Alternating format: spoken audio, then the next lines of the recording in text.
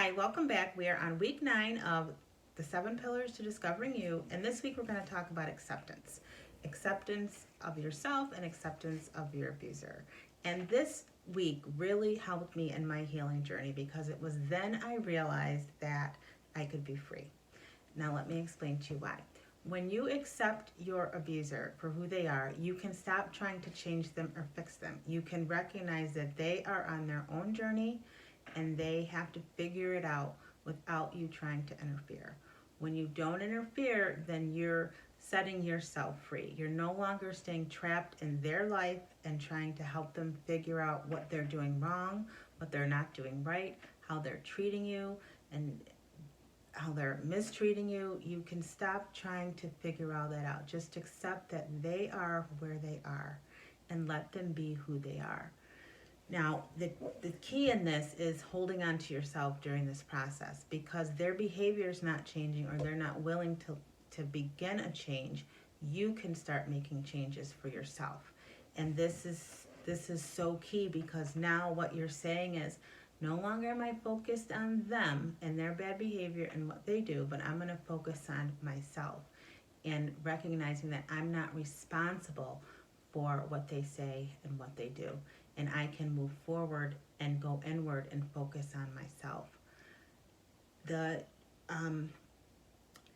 When you come to terms with recognizing that a person's not ready to change, you don't have to spend your energy anymore trying to get them to want to change or trying to get them to see that they are mistreating you and treating you badly.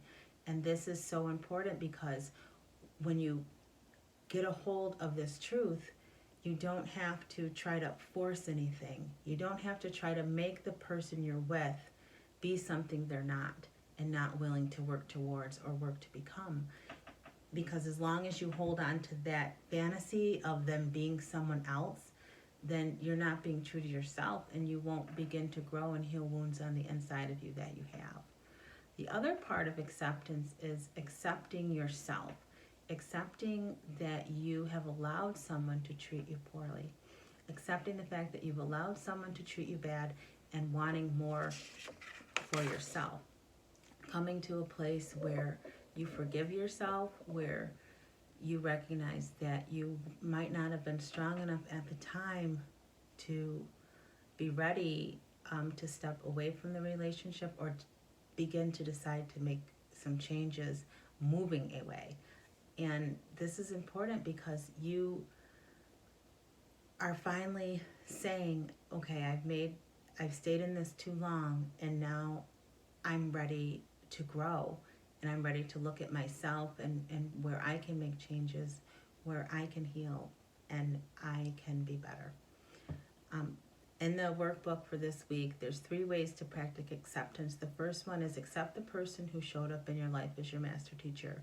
And this means that person who you've been trying to fix and change for so long has showed up to show you something about you that you need to fix and change on the inside of you. And this part of the healing process gets easier as you begin to look at the things that's happened to you and say, okay, why are these things happening? It's nothing that I did wrong, but it can show me what things about me that I need to work on and to grow. The other thing acceptance teaches us is to turn inward towards ourselves and not to look at the outside to help fix us. And I say this all the time because this is the most important thing. When you stop looking at someone else to make a change within themselves so you can feel better, because that never works. You've got to want to do the inner work and go within and find out what's happening on the inside of you that's wanting you to change. You can begin to start taking responsibilities for your actions and your words and your behavior. So, for example, when the abuser in your life calls you a name or treats you bad, we normally want to retaliate and call a name back. But when we accept ourselves, we can say, okay, I'm not that person. I accept who I am, and I'm going to work towards who I was created to be. And I don't have to give back what someone else is giving to me.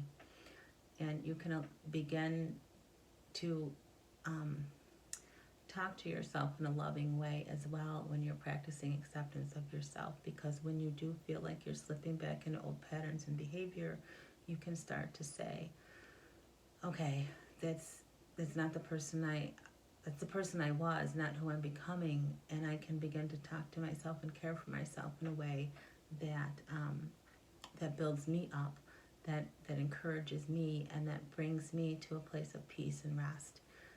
So this workbook week is really important, and accepting your abuser for who they are and accepting yourself is so important. Let me see here.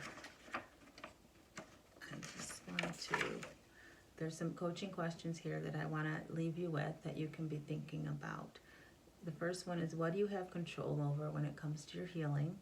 List what you don't think you have control over when it comes to your healing. Number 3, when you think you don't have control over your healing, how does that make you feel? And what things about your past are hard for you to accept and why? So when you start to go through these questions and answer them, it's going to help you realize where you are and what areas you still need to grow in, and just keep on working on accepting yourself for where you are today, and keep moving forward and knowing that accept your abuser the way they are, for who they are, not that you like who they are, but you can't fix or change them. That's something that they have to come to realize, and that's something that they have to want to do for themselves. So have fun working on this week, and remember that true healing begins with self-love. Just keep focusing on yourself, not the abuser, and you'll grow and you'll heal and you will learn. And I will see you on the next video. Bye.